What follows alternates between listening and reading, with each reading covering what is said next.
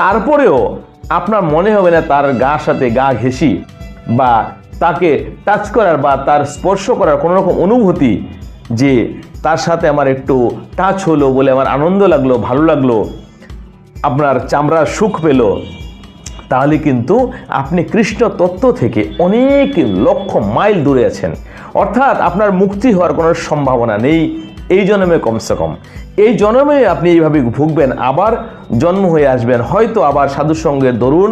সাধুসঙ্গের কারণে বা কৃষ্ণ তত্ত্ব বোঝার জন্য হয়তো